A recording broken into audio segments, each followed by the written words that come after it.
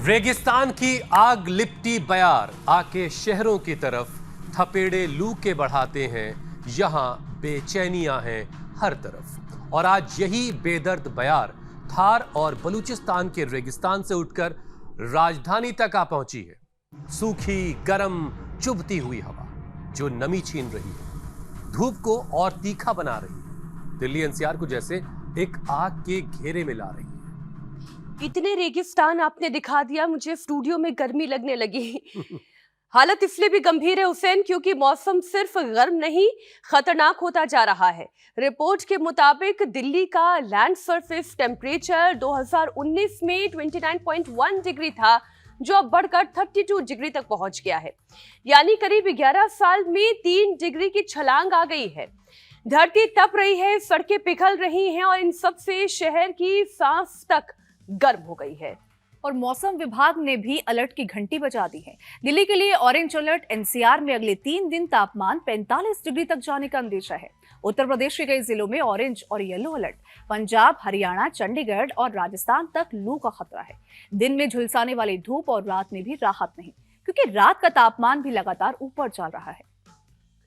मतलब साफ है, ये एक तरह की हेल्थ इमरजेंसी है, क्योंकि जब गर्मी इतनी बेरहम हो जाती है तो शरीर का पूरा सिस्टम उसे झेलने में अपनी ताकत लगा देता है। पसीना ज्यादा निकलता है, पानी कम शरीर में होने लगता है, खून गाढ़ा होने लगता है और ब्लड सर्कुलेशन पर दबाव बढ़ जाता है। बिल्कुल ठीक। और गर्मी में शरीर खुद को ठंडा रखने के लिए ब्लड वेसल्स को फैलाता है, इसे वेसोडाइलेशन कहते हैं। लेकिन डिहाइड्रेशन, नमक और पानी की कमी, हार्ट पर बढ़ते हुए लोड से बीपी कभी लो हो सकता है तो कभी हाई बीपी भी ट्रिगर हो सकता है। चक्कर आना, घबराहट होना, सिर दर्द, धड़कन तेज होना, ये सब खतरे के संकेत हो सकते हैं। और मीनाक्षी, दिक्कत ये भी है कि दिल्ली में हर तीसरा इंसान हाई बीपी से जूझ रहा है। देश में भी करीब 1/3 लोग हाइपरटेंशन के शिकार हैं। तो चलिए इस तपती हुई गर्मी में दिल, दिमाग और ब्लड प्रेशर को रखते हैं बैलेंस। योग गुरु स्वामी रामदेव के शरण में चलते हैं और जानते हैं लू से बचने, सर्कुलेशन को बेहतर बनाने और बीपी को बैलेंस रखने के सबसे आसान यौगिक और आयुर्वेदिक उपाय क्या हैं। स्वामी जी प्रणाम। प्रणाम स्वामी जी। बहुत बहुत प्रणाम। देखो, इस सबसे पहला उपाय तो गोंद कतीरा है। इसको रात को एक बार पानी में अच्छे से धो करके भिगो दो। ये 30 गुना तक फैल जाता है, 30 गुना। ओहो। और इसमें 10% तो होता है प्रोटीन और 30% होता है इसके अंदर फाइबर। और शरीर को तो ऐसे कूलिंग देता है ये पूरी एनर्जी के साथ, और कब्ज नहीं रहता।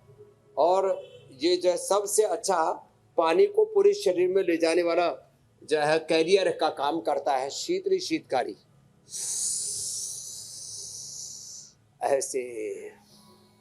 स्वामी जी, ये गोंद का तीरा गोंद से करते ठंडक सी हो जाती है शीतकारी में। गोंद का तीरा और गोंद में क्या कोई फर्क है या दोनों एक ही चीजें हैं? पेड़ का गोंद है, ये ठंडे वाला गोंद है। अच्छा।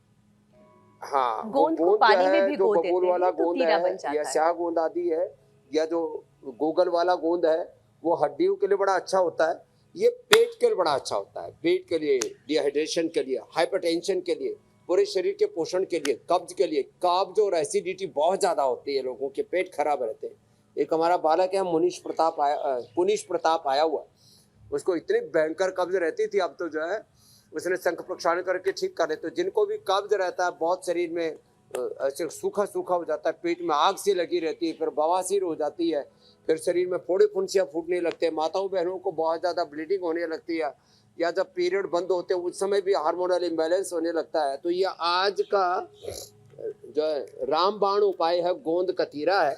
फिर स्वामी जी, कुल मिलाकर बहुत है, ठंडे दूध में ये सब घोल पियो, ठंडे दूध के साथ गुलकंद ले लो, और जो है लौकी का जूस भी ठंडा होता है, शीशम पीपल बेल भी ठंडा होता है। फिर ये तुलसी बीज, ये भी जो है रात को भिगो दो और ये भी फूल करके ठंडे हो जाते हैं। तो चिया सीड है और फ्लैक्स, ये क्या कहते हैं, वेजल सीड है, ये भी बड़े ठंडे होते हैं। ये भी अलग अलग फ्लेवर में यहाँ पर रखे हैं, ये भी बड़ा जबरदस्त होते हैं। तो पानी, और अरे सत्तू तो जोरदार है भाई।